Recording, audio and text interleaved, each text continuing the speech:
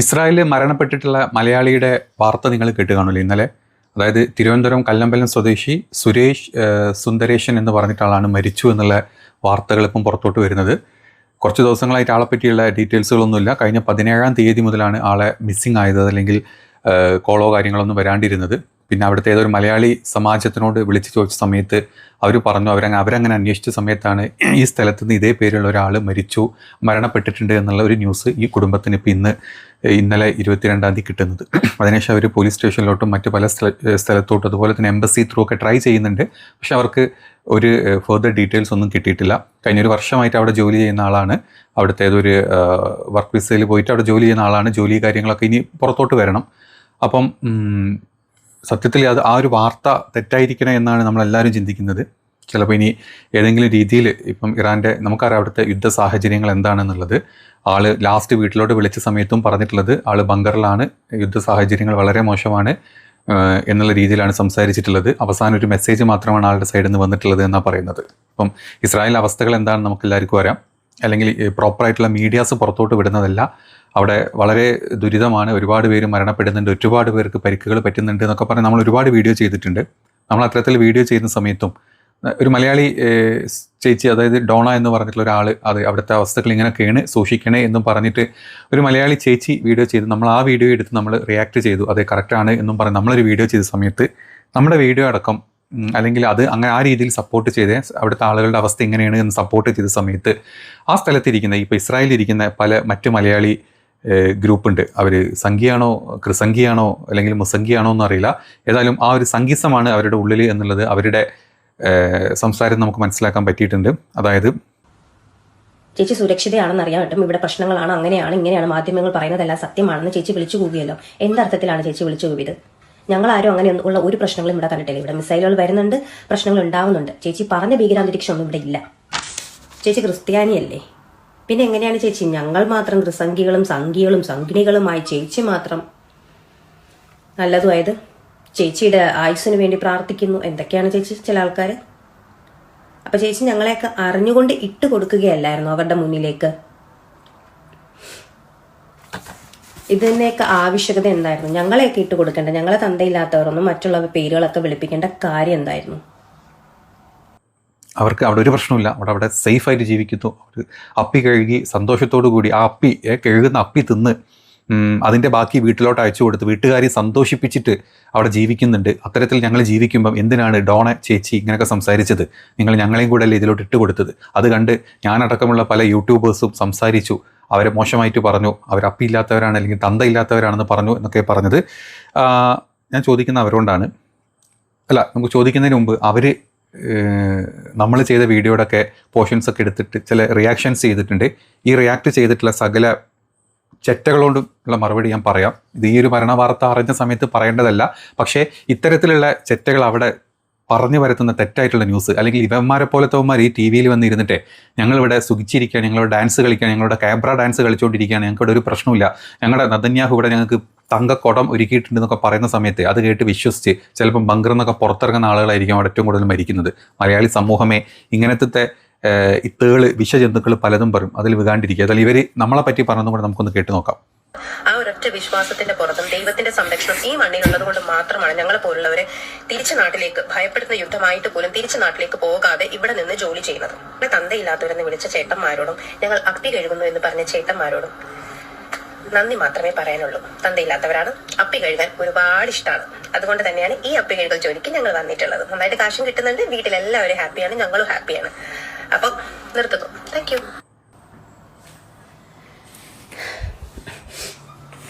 പിന്നെ ഇസ്രായേലിൽ ജോലി ചെയ്യുന്ന ഞങ്ങൾക്ക് തന്തയില്ല എന്ന് പറഞ്ഞ ചേട്ടനോട് ഒരൊറ്റ കാര്യം മാത്രമേ പറയാനുള്ളൂ. തന്തയില്ലാതെ ഒരു കുഞ്ഞും ജനിക്കുന്നില്ല. ഞങ്ങളുടെ തന്ത ആരാണെന്ന് ഞങ്ങളുടെ തള്ളമാർ ഞങ്ങളോട് പറഞ്ഞു തന്നിട്ടുണ്ട്.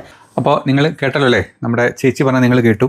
സോറി, ഈ അപ്പി കഴുകുക എന്ന് ഞാൻ ഉദ്ദേശിച്ചത് അതായത് കഴുകുന്ന അപ്പിയുടെ മഹാത്മ്യം ഇപ്പോൾ ഇതുപോലെ ചേച്ചി എന്ന് പറയേണ്ട ഒരു അവസരം ഞാൻ ഉണ്ടാക്കിയത് എന്നോട് ക്ഷമിക്കുക തീർച്ചയായിട്ടും.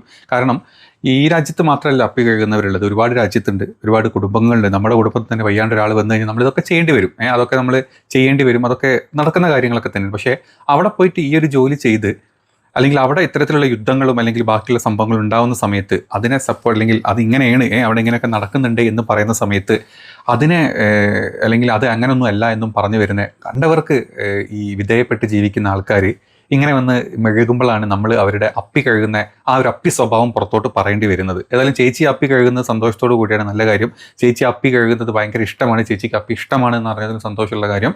ചേച്ചി അപ്പി കഴുകി ആ സന്തോഷം വീട്ടുകാരെ അറിയിക്കുന്നുണ്ട്, വീട്ടുകാരെല്ലാവരും സന്തോഷത്തിലാണ്, ഒരുപാട് പൈസ ചേച്ചിക്ക് അപ്പി കഴുകി കിട്ടുന്നുണ്ട് എന്ന് അറിഞ്ഞാലും സന്തോഷം. പക്ഷേ ചേച്ചി മനസ്സിലാക്കേണ്ട ഒരു കാര്യം, ചേച്ചി അപ്പി കഴുകിയിട്ട് ചേച്ചിയും ചേച്ചിയുടെ വീട്ടുകാരും സന്തോഷിക്കുന്നുണ്ടായിരുന്നു. പക്ഷേ അതേ സ്ഥാനത്ത് അപ്പുറത്ത് ഇതുപോലെ കഷ്ടപ്പെട്ട് ജോലി ചെയ്യുന്ന കുറേ ആൾക്കാർ ഇപ്പോൾ ഒരാളുടെ ജീവൻ പോയി നിൽക്കുന്നു. ഇതുപോലെ എത്ര ആളുകൾ ഇനി ഉണ്ട് എന്നറിയില്ല, എത്ര രാജ്യക്കാരവിടെ ഉണ്ട് എന്ന് നമുക്കറിയില്ല. ഇതൊന്നും അറിയാത്ത സ്ഥിതിക്ക് ചേച്ചി സുഖിക്കുന്നുണ്ടെങ്കിൽ ചേച്ചിയുടെ സുഖം ചേച്ചി സ്വന്തം കുടുംബത്തിലും ബാക്കിയുള്ളവരോടും പറയുന്നതിന് കുഴപ്പമില്ല. പക്ഷേ മൊത്തം ആളുകളെ വിളിച്ചിട്ട് ചേച്ചി ഞാനിവിടെ ഭയങ്കര ഹാപ്പിയാണ്, ഇവിടെ എല്ലാവരും ഹാപ്പിയാണെന്ന് അപ്പി ചേച്ചി പറയുമ്പം ചേച്ചി ഒന്ന് ശ്രദ്ധിക്കണം. അപ്പി ചേച്ചി ചിന്തിക്കേണ്ട ഒരു കാര്യമുണ്ട്, അതല്ലാത്ത ഒരുപാട് പേരുണ്ട്. അപ്പം അവരും കൂടെ തെറ്റിദ്ധരിപ്പിക്കാൻ വേണ്ടിയിട്ട് ഞങ്ങളെ നാല് ചീത്ത വിളിച്ചൊരു കുഴപ്പമില്ല. അപ്പി ചേച്ചി അത് അപ്പി സ്വഭാവം, ആർക്കും ആ ഒരു അപ്പി സ്വഭാവം കാണിക്കുന്നതിൽ നമുക്ക് കുറ്റം പറയാനൊന്നുമില്ല. പക്ഷേ ബാക്കിയുള്ളവരെല്ലാവരും സുരക്ഷിതരാണ് എന്ന് പറയരുത്. കാരണം ഡോണ എന്ന് പറഞ്ഞ ചേച്ചി അവിടെ നടക്കുന്ന മറ്റു രീതിയിൽ നടക്കുന്ന ബുദ്ധിമുട്ടുകളെ പറ്റി പറഞ്ഞിട്ടുണ്ട്. അപ്പോൾ അതിനെ അഡ്രസ്സ് ചെയ്തിട്ടുണ്ടെങ്കിൽ അതിലുള്ള കാര്യങ്ങൾ മനസ്സിലാക്കി വ്യക്തമാക്കി തരുന്നതാണ് ഇപ്പോൾ ഈ സുരേഷ് എന്ന് പറഞ്ഞിട്ടുള്ള ഈ ഒരു പാവത്തിൻ്റെ ജീവൻ പോയി എന്ന് നമ്മൾ അറിയപ്പെടുന്നത്. ഏതാണെങ്കിലും ആ ജീവൻ പോകാണ്ടിരിക്കട്ടെ, അതൊരു പരിക്കുകൾ മാത്രമാവട്ടെ എന്നൊക്കെ നമുക്ക് വിചാരിക്കാം. ഏതാണെങ്കിലും ഇതുപോലത്തെ ഒരുപാട് പേര് അവിടെ അപ്പി തിന്നുന്നവരും അപ്പി കഴുകുന്നവരും ഉണ്ട്. പിന്നെ ചേച്ചിയുടെ തന്തനെ പറഞ്ഞ കാര്യം, എന്നാൽ തന്ത ഇസ്രായേലിന് തന്തയായിട്ട് കണ്ടത് നമ്മുടെ ജിയാണ് അവിടെ നിന്നിട്ട് നമ്മുടെ തന്ത ഇസ്രായേലാണ്, അല്ലെങ്കിൽ നമ്മൾ അമ്മയാണ് ഇസ്രായേൽ തന്തയാണെന്നൊക്കെ പറഞ്ഞത്. സോറി, ചേച്ചിയുടെ തന്തയുടെ അമ്മ കാണിച്ചു തന്നിട്ടുണ്ട്, നല്ല കാര്യം. ഞങ്ങൾ ഏതായാലും ജി പറഞ്ഞ സമയത്ത് ഞങ്ങൾ അംഗീകരിച്ചിട്ടില്ല. ഞങ്ങൾക്കൊക്കെ മാതൃരാജ്യമായാലും അത് പിതൃരാജ്യമായാലും രണ്ടും ഇന്ത്യ എന്ന് വിശ്വസിക്കുന്ന ആൾക്കാരാണ്, മറ്റു രാജ്യമല്ല ഈ പറഞ്ഞത് എന്നൊക്കെ. സഹോദര രാജ്യങ്ങളാണെന്ന് വേണേൽ നമുക്ക് പറയാം. തന്തയാണ് തള്ളയാണെന്നൊക്കെ പറഞ്ഞതൊക്കെ ഇന്ത്യയാണ് നമ്മൾ വിചാരിക്കുന്നത്, അല്ലെങ്കിൽ നമ്മുടെ തന്തയും തള്ളിയൊക്കെ ഉള്ള ഇന്ത്യയിലാണെന്ന് വിശ്വസിക്കുന്നവരാണ്. അപ്പം ജി പറഞ്ഞതിനെ കൈയടിച്ച് ആളുകൾക്ക് തന്ത ഏതാവാം, അമ്മ ഇവിടെ ആവാം, ഒക്കെ ആയിക്കോട്ടെ. എന്നാലും ചേച്ചിയുടെ തന്ത അമ്മ കാണിച്ചെന്ന് ചേച്ചി പറഞ്ഞു, നല്ല കാര്യം. നമ്മൾ അതിനൊന്നും കുറ്റം പറയുന്നില്ല, ചേച്ചി തന്ത ഇല്ലാത്തതൊന്നും നമ്മൾ പറഞ്ഞിട്ടില്ല, പോട്ടെ. അപ്പോൾ എനിക്ക് പറയാനുള്ളത്, ഇങ്ങനത്തെ അപ്പിച്ചേച്ചിമാരും അപ്പിച്ചേട്ടന്മാരും അല്ലെങ്കിൽ ഈ വീഡിയോ ഒക്കെ എടുത്ത് റീപോസ്റ്റ് ചെയ്യുന്ന ചേട്ടന്മാരൊക്കെ നമ്മുടെ നാട്ടിലുണ്ട്. അത്തരത്തിലുള്ള കൃസംഗി സംഗി അപ്പി വാണങ്ങൾ ഇങ്ങനത്തെ പലതും കാണിക്കും. അതല്ല അവിടെ യഥാർത്ഥത്തിൽ നടക്കുന്ന കാര്യം എന്താണെന്നുള്ളത് വ്യക്തമായിട്ടുണ്ട്. അത് ഡോണ എന്ന് പറഞ്ഞ ചേച്ചി പറഞ്ഞപ്പോൾ തന്നെ നമുക്ക് വ്യക്തമാക്കിയിട്ടുണ്ട്. മറ്റേ അവിടെ നടക്കുന്ന കാര്യങ്ങൾ ഇവന്മാർ ബങ്കറിൽ ഒളിച്ചിരുന്നിട്ട് ഇവന്മാരുടെ ഈ സംഗീതരം പറയാനല്ലാണ്ട് അവിടെ വേറെ ഒന്നും സംസാരിക്കുന്നില്ല. യഥാർത്ഥത്തിൽ അവിടെ നടക്കുന്ന കാര്യങ്ങൾ ഒരുപാട് ചാനലുകളിൽ ഇപ്പോൾ പുറത്തോട്ട് വരുന്നുണ്ട്. കയ്യിൽ നിന്ന് പോയിട്ടുള്ള കാര്യമാണ്, ഒരുപാട് ചാനലുകൾ പുറത്തോട്ട് വരും, നമ്മളത് കാണുന്നുണ്ട്. അപ്പം എന്തൊക്കെ പറഞ്ഞാലും ഇസ്രായേലും അല്ലെങ്കിൽ അമേരിക്കയും ഇറാനും തമ്മിലുള്ള യുദ്ധത്തിൽ ഇസ്രായേലും അമേരിക്കയും ഇറാനിലോട്ട് ഇടുന്നത് ബോംബുകളും മിസൈലുകളും, തിരിച്ച് ഇറാൻ ഇങ്ങോട്ട് ഇടുന്നത് കമ്പിത്തിരിയും മത്താപ്പൂവും പൂത്തിരിയൊന്നുമല്ല, അതും വരുന്നത് നല്ല ഒന്നാം തരം മിസൈലുകൾ തന്നെയാണ്. അത് ഏതൊക്കെ രീതിയിൽ എവിടെയൊക്കെ വീകുന്നതെന്ന് പടച്ച ഒരാൾക്ക് പോലും മനസ്സിലാവാത്തൊരു കാര്യമാണ്. അതുകൊണ്ട് ഇത്തരത്തിലുള്ള കാര്യങ്ങൾ വരുമ്പം രണ്ടും വിടുന്നത് മിസൈലുകളാണ്, എവിടെ എങ്ങനെയുമെന്ന് വീകാം. ഇസ്രായേലിൻ്റെ മിസൈൽ ഇൻ്റർസെപ്റ്റർ ശേഷികളൊക്കെ ഏകദേശം 95% തീർന്നതായിട്ട് നമ്മൾ കാണുന്നുണ്ട്. ഇന്നലെയും ഇന്നും മെനഞ്ഞാന്നും ഒക്കെ ആയിട്ട് വീകുന്ന മിസൈലുകളുടെ എണ്ണം കൗണ്ട് ചെയ്യാൻ പറ്റാത്ത രീതിയിലാണ് ഇസ്രായേലി ഗവൺമെൻറ് ഉള്ളത്. ട്രംപ് തന്നെ മുന്നോട്ട് വന്ന് എങ്ങനെയെങ്കിലും യുദ്ധം നിർത്തണേ എന്ന് കാല് പിടിക്കുന്ന സമയമാണ്. ഇതൊക്കെ നമ്മൾ കാണുന്നുണ്ട്. അതുകൊണ്ട് നിങ്ങളുടെ കാബ്ര ഡാൻസും അല്ലെങ്കിൽ നിങ്ങളുടെ ബിക്കിനി ഡാൻസും ഒക്കെ നിങ്ങൾ എവിടെ വേണമെങ്കിലും കളിച്ചോ, പക്ഷേ അതും പറഞ്ഞ് ബാക്കിയുള്ളവരെ തെറ്റിദ്ധരിപ്പിക്കാൻ നിൽക്കരുത്. നിങ്ങൾ തെറ്റിദ്ധരിപ്പിക്കുന്നത് കണ്ടിട്ട് ചിലപ്പോൾ ആളുകൾ ഒന്ന് ബങ്കറിൻ്റെ പുറത്തോട്ട് ഇറങ്ങാം, നിങ്ങളൊക്കെ ബങ്കറിൻ്റെ അകത്ത് കുത്തിയിരുന്ന് ഈ പറഞ്ഞ വാഴ വർത്താനങ്ങൾ പറയുന്ന സമയത്തെ പാവങ്ങൾ വിചാരിക്കും പുറത്തൊക്കെ ഭയങ്കര സേഫാണ്, ഇവരൊക്കെ വന്ന് പറയുന്നതല്ലേ എന്ന് വിചാരിച്ചിട്ട് ഇൻഫ്ലുവൻസേഴ്സാണ് നിങ്ങളല്ലേ. ഇൻഫ്ലുവൻസ് ചെയ്യുന്ന സമയത്ത് അറിയാണ്ട് ഇവരൊക്കെ ഒന്ന് പുറത്തോട്ട് ഇറങ്ങി നിൽക്കുന്ന സമയത്താണ് അവർ അപകടം വരുന്നത്. അതല്ലെങ്കിൽ ബങ്കർ വരെ തുളച്ചുകൊണ്ട് വരുന്ന മിസൈലുകളാണ് ഇപ്പം ഇറാൻ വിട്ടുകൊണ്ടിരിക്കുന്നത്. അപ്പോൾ ഇത്തരത്തിലുള്ള ആളുകൾ ഇങ്ങനത്തെ കാര്യങ്ങൾ ചെയ്യുന്ന സമയത്തെ അതൊക്കെ സൂക്ഷിച്ചും കണ്ടുമൊക്കെ ജീവിക്കാൻ പറ്റുമെങ്കിൽ പറ്റുക. ഇത് കേൾക്കുന്ന മറ്റ് ഇസ്രായേലിലെ മലയാളികൾ ഉണ്ടെങ്കിൽ ഈ ഗ്രൂപ്പ് പെടാത്തത് കേട്ടോ, ഈ ഗ്രൂപ്പ് പെട്ട കുറേ പടുവാഴകളുണ്ട്, ഞാൻ അവരെ പറയുന്നില്ല, അല്ലാത്തവരുണ്ടെങ്കിൽ സൂക്ഷിച്ചോളാം. യുദ്ധമാണ് നടക്കുന്നത്, മിസൈലുകളാണ് വീടുന്നത്. ഞാൻ പറഞ്ഞ പോലെ കമ്പിത്തിരിയും പൂത്തിരിയും അല്ല ഇറാൻ വിട്ടുകൊണ്ടിരിക്കുന്നത്, ഇസ്രായേലിനെ വരെ കൊമ്പിൽ കുത്തി കയറ്റുന്ന രീതിയിലുള്ള മിസൈലുകളാണ് ഇറാൻ വിട്ടുകൊണ്ടിരിക്കുന്നത്. സൂക്ഷിക്കുക. കൂട്ടത്തിൽ ഏത് അമേരിക്ക ഉണ്ടെന്ന് പറഞ്ഞിട്ടും കാര്യമില്ല, ട്രംപണ്ണൻ പകുതിയിൽ വെച്ച് പണി നിർത്തി പോകുന്നുള്ള എല്ലാ ലക്ഷണവും കാണിക്കുന്നുണ്ട്. അവസാനം ഇസ്രായേലിനെ ചുട്ട് ചാമ്പലാക്കും, അവസാനം എല്ലാം കൂടെ ഇറാൻ അവിടെ വന്നിട്ട്. അതുകൊണ്ട് സൂക്ഷിക്കുക. ഈ വാർത്ത തെറ്റായിരിക്കണമെന്ന് വീണ്ടും പറയുന്നു. അതല്ല, ഇനി വാർത്ത ഇങ്ങനെ നടന്നിട്ടുണ്ടെങ്കിൽ ആ സഹോദരന് ആദരാഞ്ജലികൾ അർപ്പിക്കാൻ മാത്രമേ നമുക്ക് പറ്റുള്ളൂ, വേറെ ഒന്നും ഇപ്പോൾ നമുക്ക് ചെയ്യാൻ പറ്റില്ല. ശരി.